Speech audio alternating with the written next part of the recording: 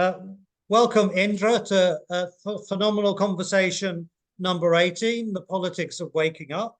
I'm really glad to be interviewing you on this topic that there's so much darkness and confusion about, and we do need a more nuanced worldview and approach to forms of politics that help the people rather than forms of politics that aren't helpful in today's world. So before we get on to politics itself, could you share a bit of the background of how you've arrived at this on this path to reform politics, but from a different, not from the mainstream, let's say. Let's just tell us a little bit about your background, and then we can interrogate that. Sure. So I would say that the origin of my interest in politics, comes from a very personal history. So I was born in Holland, actually, and my father's Indonesian. So that's already a political statement of a kind. Yeah. So the colony, and I was living between the colonized and the colonial, let's say. Yeah. My father was a lawyer, and my mother was a dental assistant, actually. And we lived in Holland with 4 siblings. But we moved to the UK when I was very young because my father had got a job there. And right again from the start, this was the story in a way of an immigrant family, but somehow we were very lucky. We had enough resources and we had enough status, so to speak, to live a good life. However, you can't escape that culture of being an outsider. But the much more defining event that happened to me was when I was 11. My brother, who had stayed behind in Holland, actually, because he was already a teenager when we left, was killed in a car accident. Oh.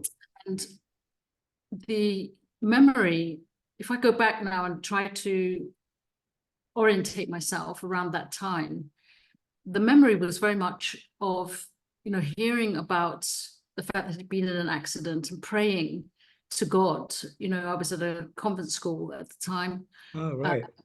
Praying to God that he would survive, and then waking in the morning to find that that he died in the night. Right. And that really was the beginning of what I see as a lifelong journey around trying to understand what is agency. Where does my power lie? What was the power of my prayer?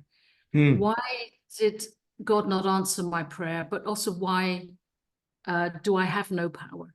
I can't make any impact, on my own life. And then in the years that followed, my mother had 7 brothers and sisters, 6 of whom died of cancer while I was in my teens. So this deepening, experience of death. What is death? What is how do I act in the face of death all the time? Yeah. Seeing my mother go into depression, never really coming out of that in the course of my lifetime. My father increasingly unable to help her. It's a story of, on the one hand, personal challenge from childhood onwards, all the way through to the bigger questions of belief. Then also, questioning all the time, where does that fit into the bigger question of power and agency? Just very briefly, after I finished college, I went back to Indonesia and to go to my roots, so to speak, try to find out more about my father's family. And his family is part Muslim and part Christian, funnily enough. But in Indonesia, I met Buddhism for the first time. That was really the introduction to a very different understanding to agency. And I took that from there, my life changed. Right. The career path was really going from studying conflict transformation to you were working in the theatre, looking at the power of the arts. I became a psychosocial therapist. I took many different paths, evolving my understanding of what is my agency and where does my power lie. But eventually, at some point, I came to the conclusion that I have to face the political question. Right. You know, because everybody would say to me, you know, the society is basically saying to you, there is no power without politics. That's where the power lies. If you don't really engage with that, then you're just playing at power. Okay. And so at that point, I went and did my master's degree in politics. I became part of a political think tank called Compass, and did all of my real learning about politics around the time that New Labour was just coming into power. Yeah. And I stayed with that, you know, working with politics as we know it, what I now call party politics, for about 10 years. And eventually I even stood to run for parliament. And I experienced everything that you need to experience about the party political culture and structure. But it was, I was increasingly disillusioned with it, very sure that this was not being, that this was dysfunctional, that it wasn't succeeding in any way in answering the big questions for humanity. It, you know, it has been overseeing our environmental decline, you know, all forms of social injustice. It didn't seem to be getting better. And it seemed to have the power, and ordinary citizens didn't seem to have any real stake in the way that power was being exercised. To only be able to vote once every 5 years seems quite meaningless. And anyway, only 2% of people are members of political parties. Yeah. So something else is going on. And I was preparing all the time, writing papers about this dysfunctionality on the day that Joe Cox was murdered.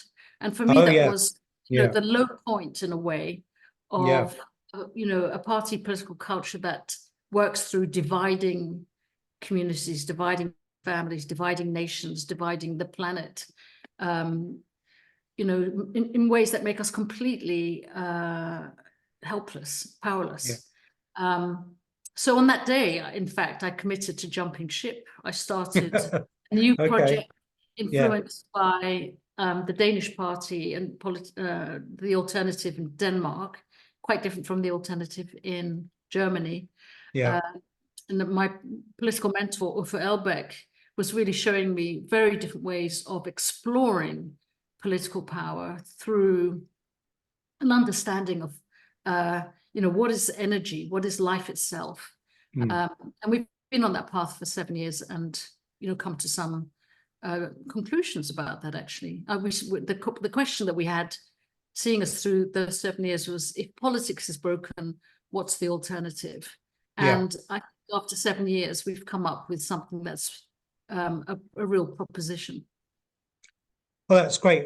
In fact, one or two of your story answers one or two of the questions I posed. But as you were speaking, there's a couple of things that I'm curious about, which is how many people would you say that you encountered had a kind of psychosocial awareness in politics? Because in a way, spiritual or people with psychosocial awareness are like the least likely bedfellows in many ways. So how did that work for you, given maybe there weren't so many fellow, you know, psychologically aware people in that space? Yeah. Well, I mean, there's a lot to describe. You know, once you start to open your eyes to the reality of politics, you very quickly have to see the reality of what we call the public space. So what I was seeing increasingly was that there's a great distinction between the public space and the private space.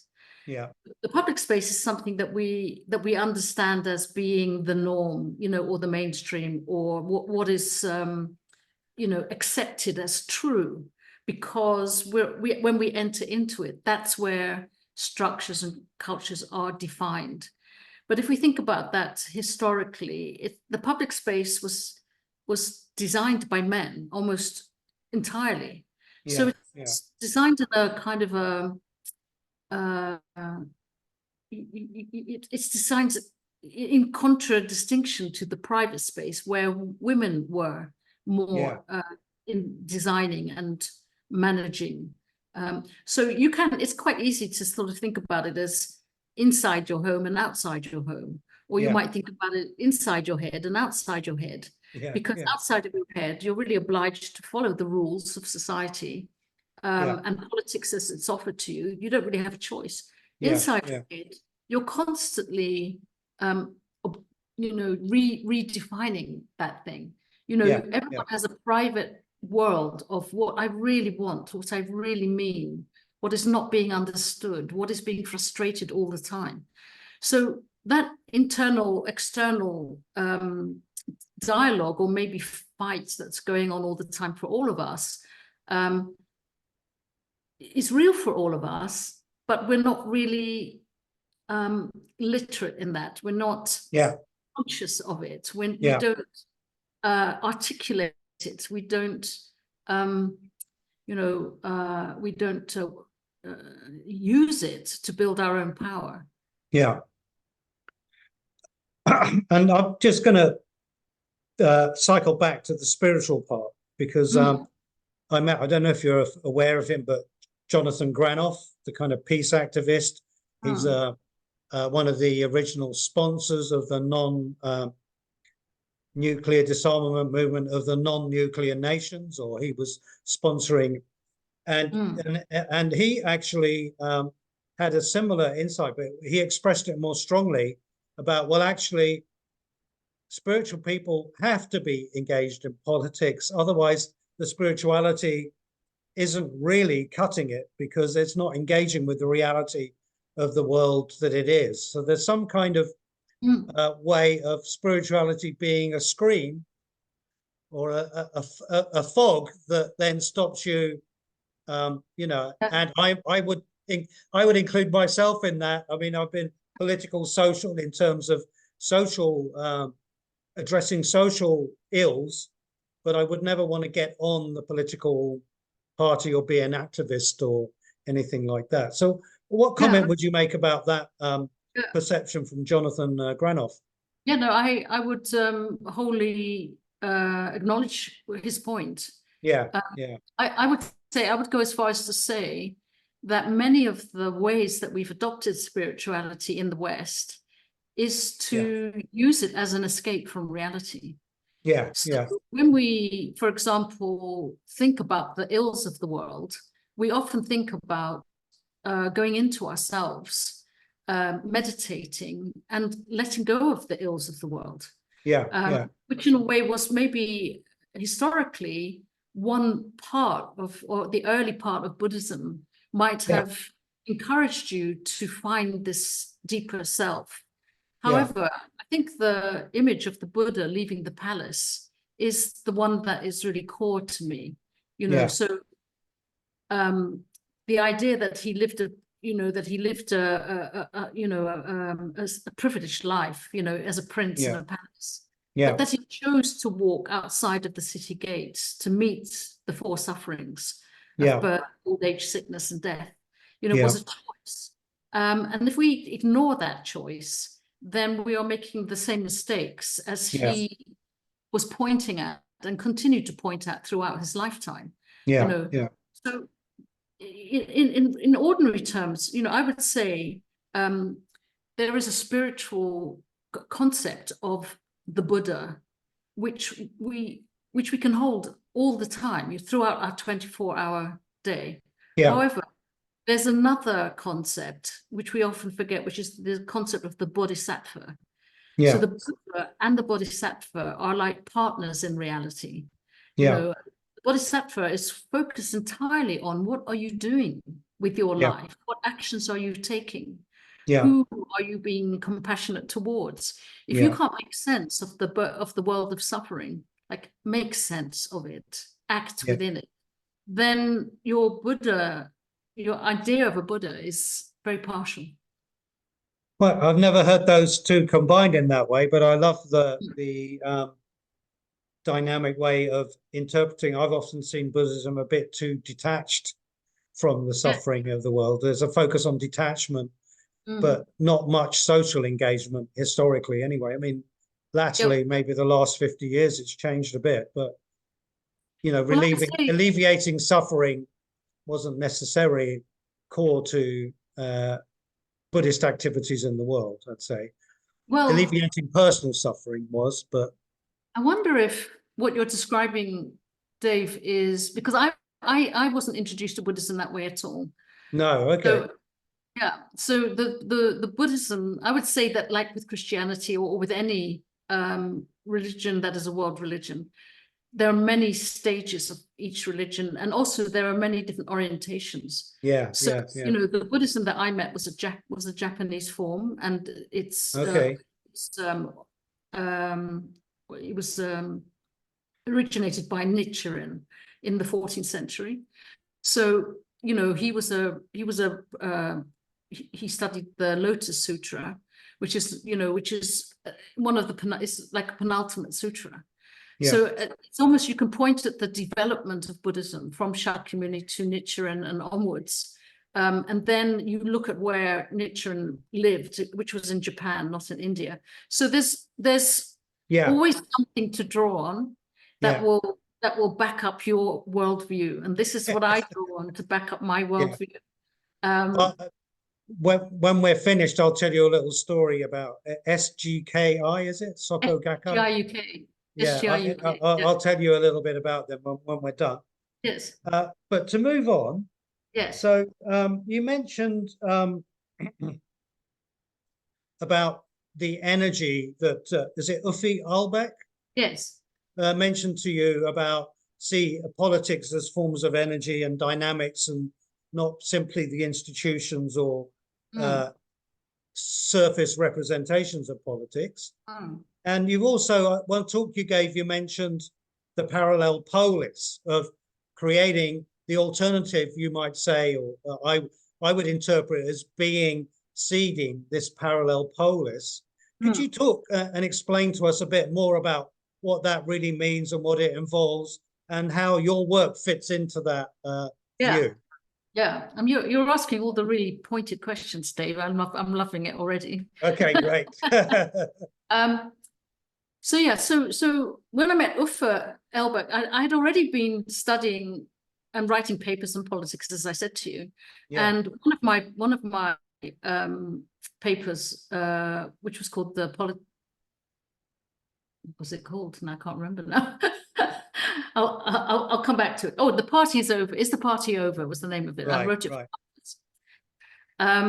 What I was really getting at is that there's many reasons why party politics was dysfunctional, and many reasons why people aren't drawn to it. You know, and if I was being really simple and crude about it, you know, it appears very dead to people. You know, there's a sort of it's offered to you in rooms with chairs and people sitting at the front and talking for a long time. Even now, it's mostly men talking, and you're pretty passive sitting there as an audience member. And many of the things they're talking about, they don't help you to understand. Even if you're sitting in question time, there's a deadness about politics, so that the only excitement you can get is if you rev people up to really agree or disagree about something, because that's the only energy available, is some sort of protest. Yeah.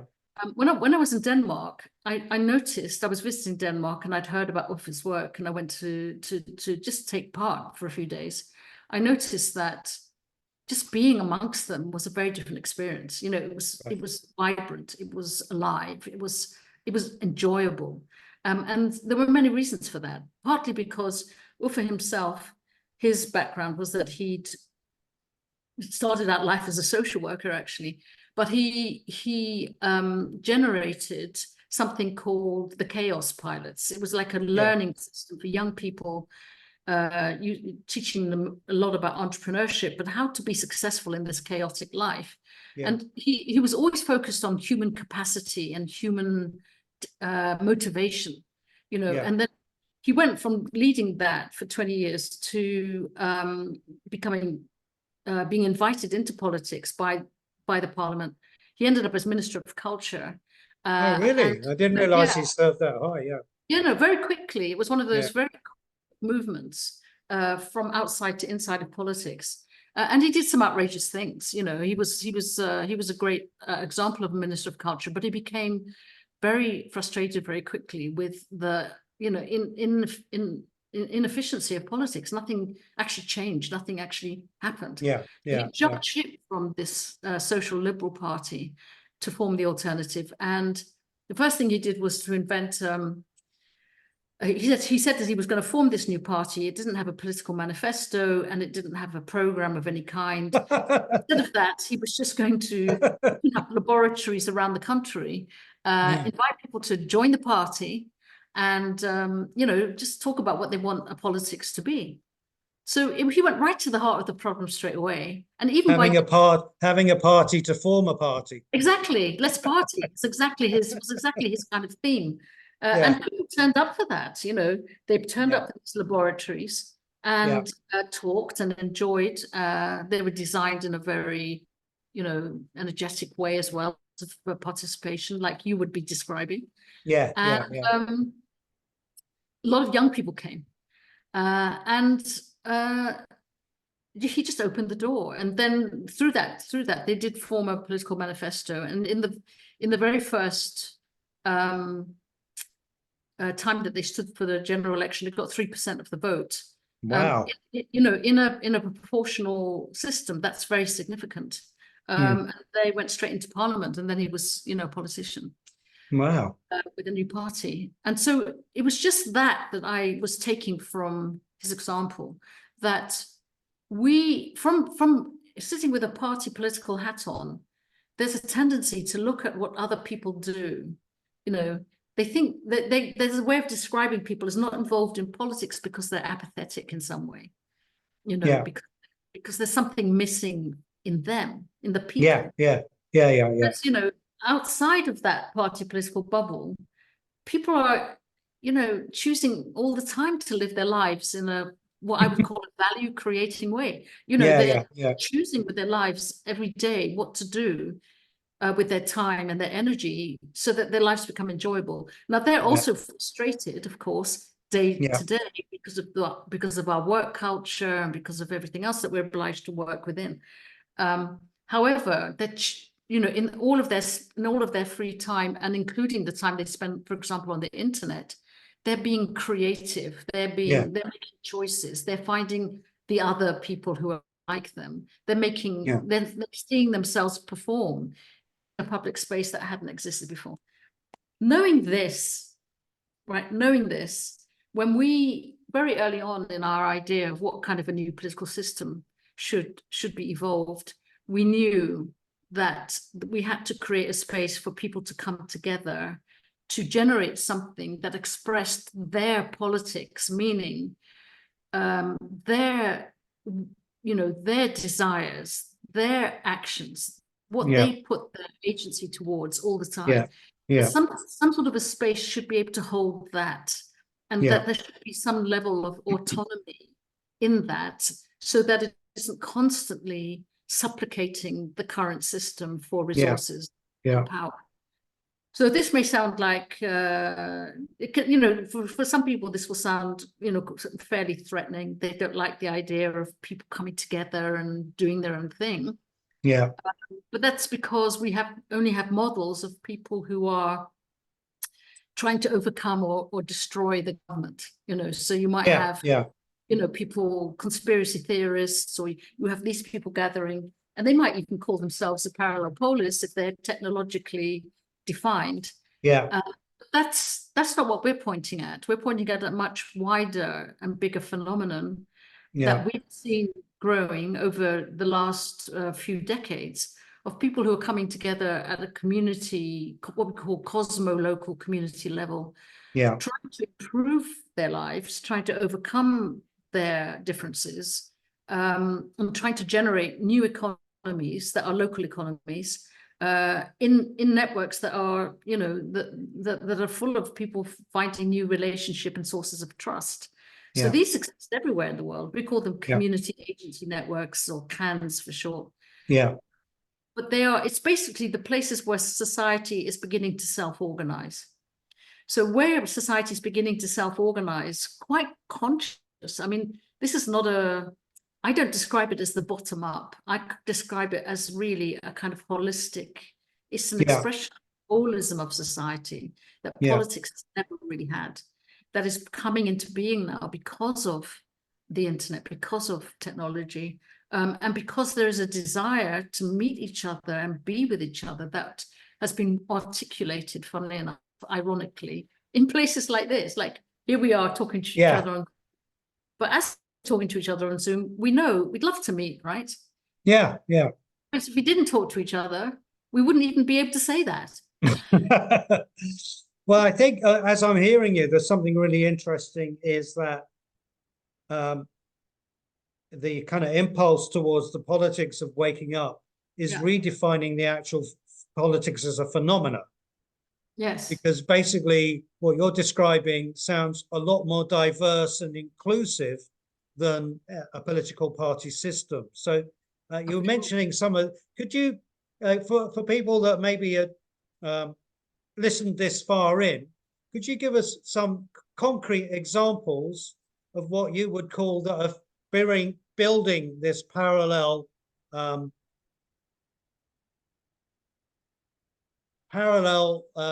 ways of building, you know, a new politic, as it were? Could you give some a couple of concrete things? Yeah.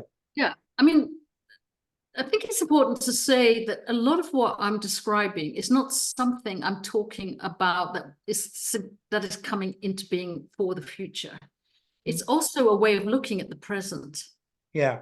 So if we look at the present, we would see that with the phenomenon of, say, Facebook, you know, Instagram, to some extent, TikTok, most of us are already living parallel lives. Yeah. You know, we've found our communities. We've found a kind of a place where we feel this is where my friends hang. This is where I understand. This is where I share my values.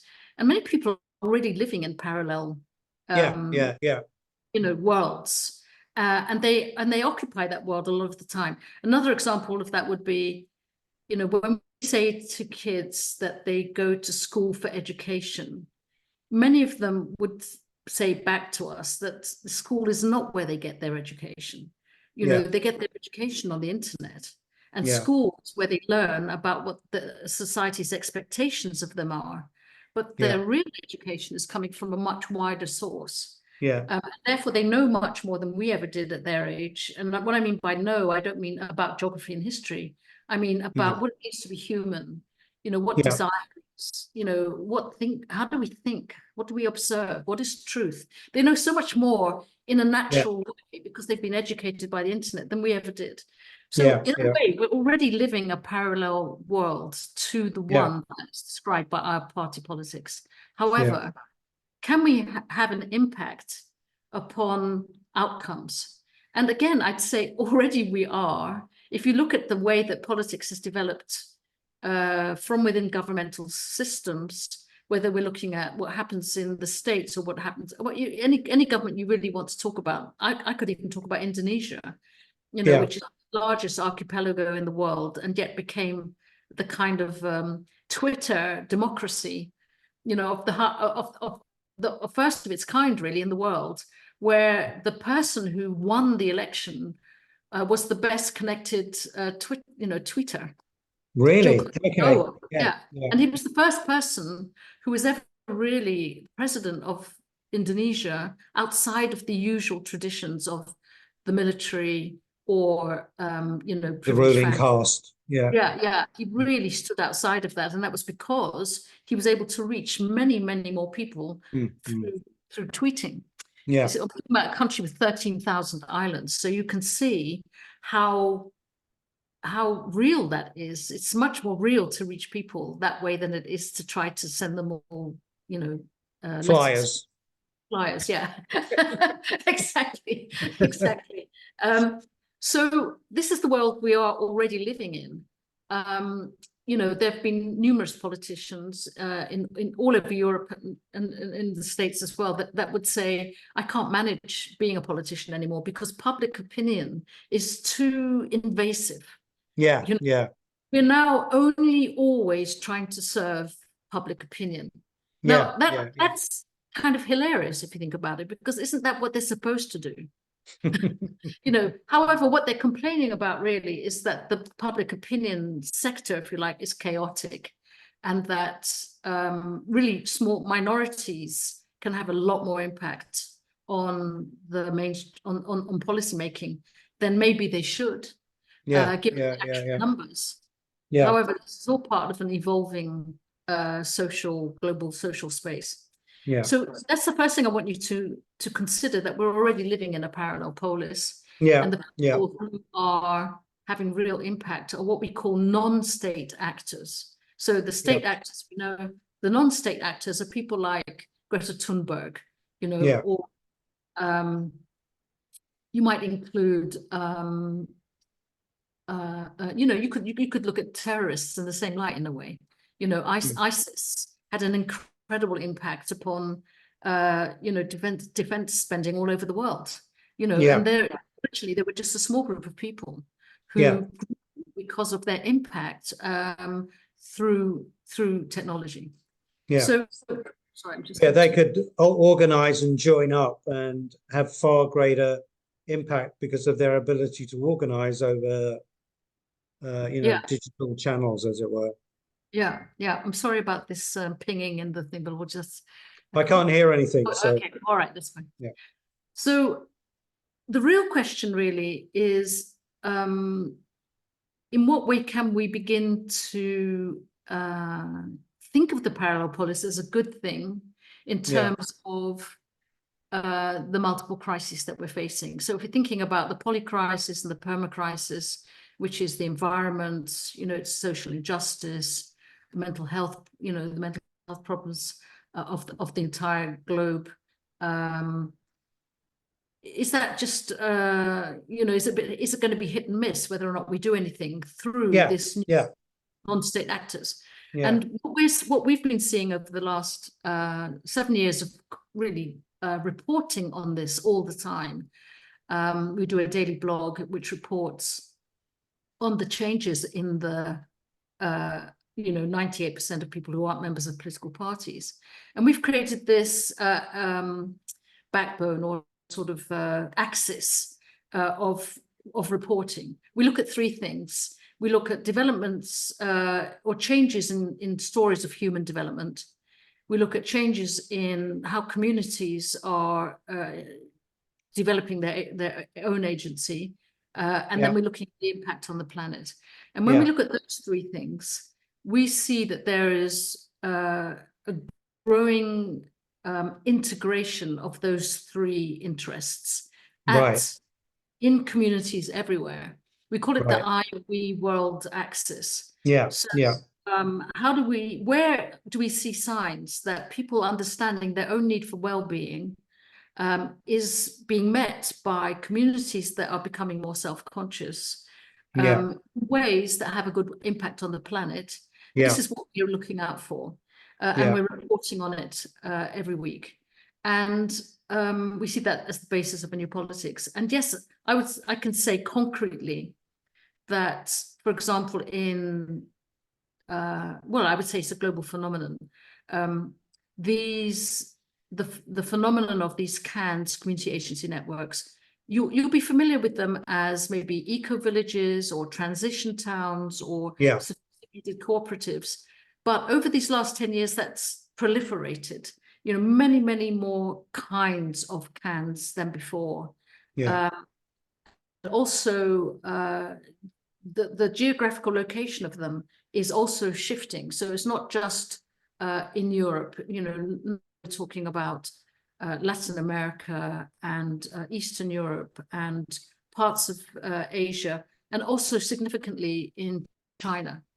So we've given recently we're using more and more these days the term eco-civilization, because eco-civilization is a term that does honor this kind of I-we world axis. You know, we're often talking about well-being, we're talking about community coherence and economy building, and then we're talking about a healthier planet within eco-civilization. Seems a good umbrella term. But eco-civilization, the way they talk about it in Slovakia, for example, or they might talk about it in Beijing, are two quite differently, historically, they've come into being in very different ways. They have very different forms of agency. They imply different kinds of polity. And yet, because they share this term, they're willing to be in conversation with each other. And they're finding common ground and they're finding common cause. So there is a coming into being of a parallel polis that is interested in transformation and transcending that we can point to. We give it the name Planet A. Yeah. We described it as Planet A because rather than go to Mars, escape this planet, or rather than have a plan B, which is what to do when all of this collapses, we're saying you don't have to go anywhere, you don't have to be different, and you don't even have to change everything. It's not a change issue. It's a new way of looking at your own history, a new way of being human, and a new awareness of the planet. That on its own, this shift in consciousness alone means you're standing on Planet A. And if you invest in that reality, if you say, yes, this is true for me, and I'm going to keep making it more true for myself and for my community, that act of investment in it means that you will be increasingly living in that space yourself. And that is transformation. So that, in a way, I think you've neatly encapsulated your book in a few sentences there about the politics of waking up is this shift in awareness from that's inclusive, not just one domain, but all three domains of I, we, and world is the root of what you think is critical for the eco-civilization to develop. Yeah. And just to backfill a little bit, because I think we skipped over you talked about your shift away for 7 years ago into a new form, and you've mentioned the alternative, but it might be good for the uninformed listener, just to say a little bit. I mean, you've described what you do, but you haven't described it, I think, clearly enough for people to understand that the role you see of alternative as a media form to encourage this politics of waking up with this new eco-civilization. Yeah, so when we first began the alternative with this question of politics is broken, what's the alternative? We committed ourselves to only reporting what was occurring outside of the mainstream narrative. Okay. So that's coming, everything you're reading in your newspapers is really coming from the political culture and structure and news.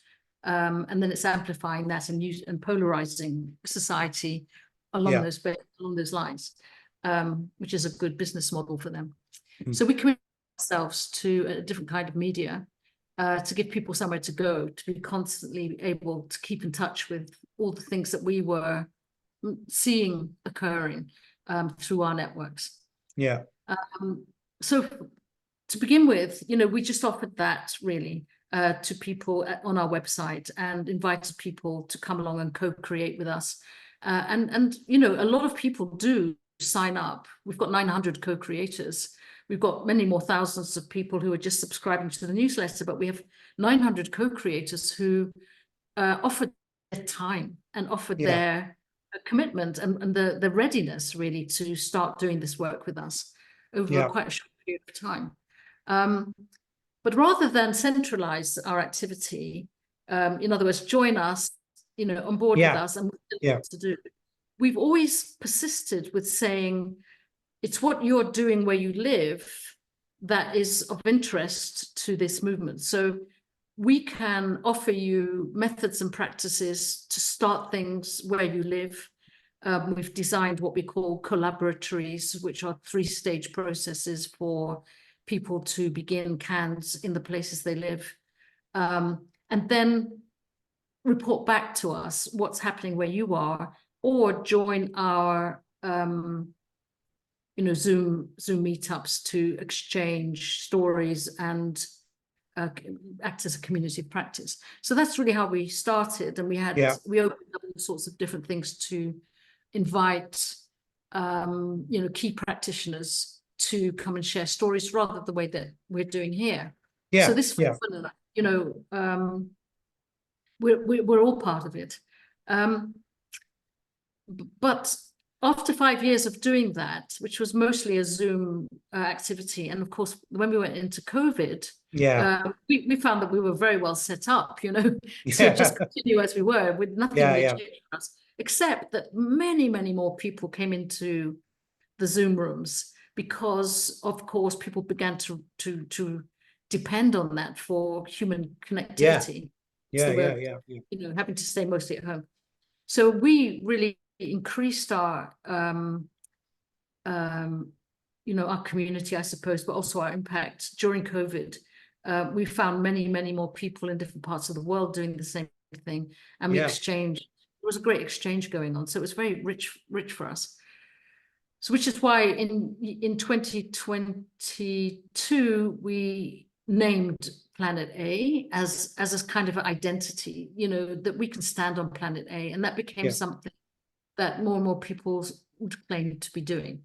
But again, still what we've committed to is changing something, going a step further every year. So in 2023, we decided to funnel a lot of the interest into what we call 4 incubators.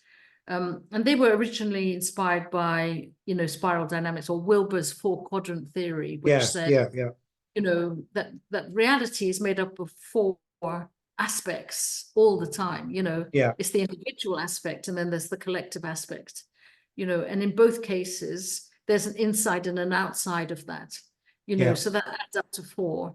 And we said that the same for if we're trying to shift reality for the polycrisis or for our world, a process that we call worlding, so not only reimagining, but also worlding, making real another world. It has to happen in all 4 of these aspects. So for us, the 4 incubators then, which are just really 4 different conversations, are our own development as human beings. What is the human I have to become? What am I becoming? As the future. There's the what am I doing? So the what am I doing is focused in I work and live in a can, so if I work and live in a can, what is the reality of my life? What does work look like? What does food consumption look like? What does meeting and talking look like? What am I doing with my daily life? Where does my energy come from? It's practical and real, and that's the second incubator. The third one is really, how do we hold the narrative, and how do we give people access to the story of evolving and progressing, which includes everything about being human. It's not simply to do with ecology, it's to do with technology just as much. How do we tell this story that integrates all of these otherwise disparate parts? And that's why we're committed to developing a new media system. And when I say a new media system, I mean that we're not only telling other stories, but we're redefining how we gather news, so that we're gathering news from these cans, within different criteria, and people are making their own news, and we're helping them to make their own news. There is a kind of a container for that, so that people can step into it, that we're now designing. These are all still, they're still coming into being, most of them. There's a reality for the present, but there's a better, there's a better one coming. And then the 4th part is, what is the new political system? So the new political system that we're describing is the parallel polis, meaning that, there is a current power structure. We're not trying to pretend there isn't one, and we're not trying to overcome it either. And there is a parallel polis. So these 2 legs, like 2 legs serving one body, they're both there. And really, how do we develop each, how do we some people will be in the old power system. The majority of our co-creators and followers are in the parallel polis, developing this new autonomous entity. And then we, as what we call systems conveners of the space, we're interested in what is the relationship between those two things. How do they work in partnership with each other? What is the partnership possibility between these two things, rather than one, either blocking the other one out or trying to overcome it? Yeah, I was conscious on some of the activities I've done with you that you're not trying to replicate some kind of organizing capacity. It's more you're acting as a network node or kind of transmitting, but so you're not trying to create some monolithic organization or way of organizing or archiving or curating everything. So how do you see that? How do you see new media adopting that sort of role and providing what's needed? So that sort of not trying to be a conglomerate, as it were. Yes, exactly. So I think it's to do with ownership and creation. So, one thing we've been rehearsing for over 30 years, is becoming media entities. Every one of us anybody who's got access to a mobile phone or is on an internet has become a mediator. So the question is, can that be useful to us? Or is it just going to be an escape, or this constant escape, or a constant trance that we're all in? So what we're saying is, we've already done a lot of the preparation, but now at the community level, how do we generate the news of our community for our community? And that's really a commitment. There's this commitment that people have to undertake. If let's take, for example, the first can that we were part of generating was in Plymouth, and originally, it was quite noticeable that the local newspapers still had quite a lot of clout. Actually, people still read them there. Kind of things they were reporting were pretty mundane. They certainly weren't trying to transform the world. No, for sure. But nevertheless, valued. So the online versions of those things have become much more cosmo-local. And they're not just reporting the news that is considered news. They're reporting whatever's happening, right? So they're reporting the arts, the leisure time things, the talk subjects, the well-being things, the food things, and I don't mean that as a sort of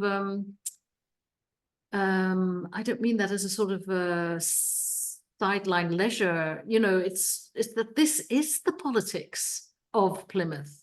This is their where they put their energy and their commitment. This is what is going to make a difference to their lives. And so as they're doing that and they're challenging their own fight for resources, and their own economy is building, they're also talking to people in different parts of the country who are doing the same. There's a lot of exchange of ideas and data, and of course, because they are a municipality, they're also talking to other municipalities. So they're part of these networks as well. So within Plymouth, there's a lot of Plymouth news. The Plymouth news, this is what we are currently trying to build. We're not well enough resourced yet, is to be able to build a much bigger website for a new media system that would allow people to go into that website, find their own news, but then quickly be able to connect that to things that are happening globally or nationally that are somehow connected to what's happening locally. So we're really generating a new system that is being created by the people who are reading it. Give them access to all the other people who are also doing the same thing. So there's something that I'm hearing, and I'm conscious of time because you're going to have to finish. But there's something hearing about the actual content is generating different responses than most media is designed to elicit a shock or sensationalist or a kind of shady response or whatever. It's kind of actually trigger people in some way. But this sounds like there's a different motive for sharing this sort of news. Yeah. This sort of communication. Yeah, absolutely. And we're really in the process right now of trying to get more confident around what can be called news. Yeah, yeah. That is led by the kind of energy it generates. Yeah. So rather than the other way around, like having a news item and trying to make it attractive to people by putting bells and whistles. Yeah, But yeah, to say, yeah. what is generating energy? What does cause excitement? And Yeah. why? And that is, and make that the news. You know, because then people, not only do they become present to what you're talking about, but they want to be part of it.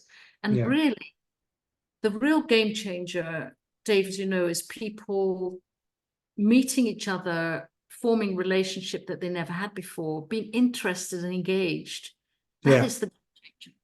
You know, when we can build politics on people really being present and engaged, and then making choices on the basis of that, that's a very different thing than feeling that they are being asked to make choices about things they don't think about enough and they wish they didn't have to.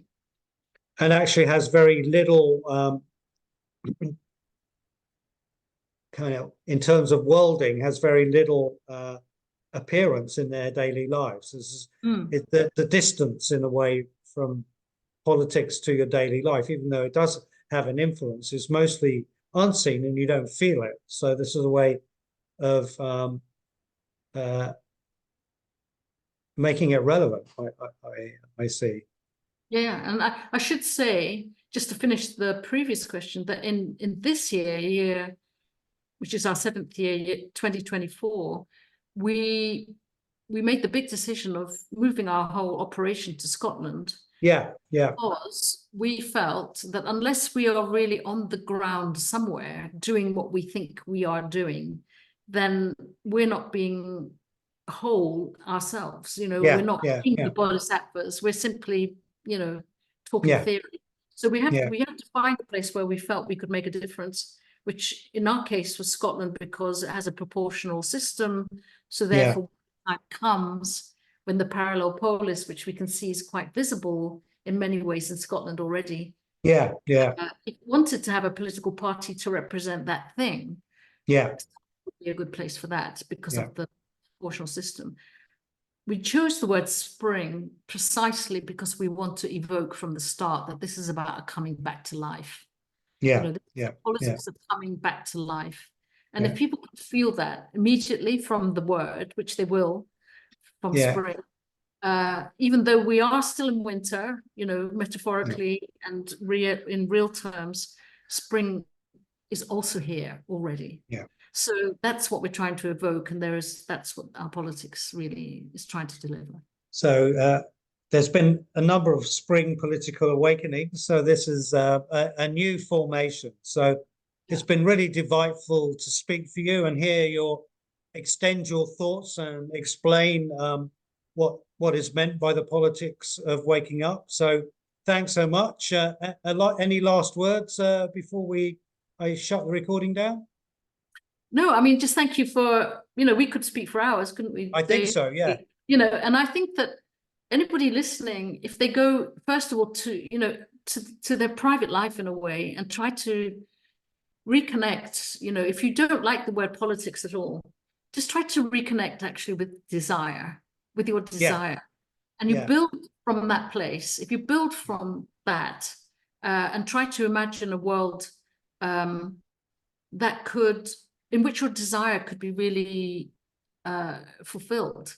You know, your desire for yourself and for others, especially in the face of this polio crisis, then really you have the beginnings of the politics of waking up just for yourself, and just encourage people to do that exercise. And returning to your beginning thing from your childhood, there's something about exercising agency in this apparent appearance of powerlessness that could be really ennobling for everybody and really give a kind of sense of dignity and meaning. Whatever the circumstances are around, we can help each other with that. Absolutely. I think it's very available. Yeah. Very available to us. And just as we were surprised and shocked by those first green shoots, you know, after a heavy winter. Yeah. Look out for them now. Look out for them. You know, open your eyes, you'll see the green shoots are there. Okay, I'm going to stop the recording. Thanks so much for sharing so much. It was so rich, and I hope people watch to the very end if they do review the recording. I'm just going to stop recording. Thank you.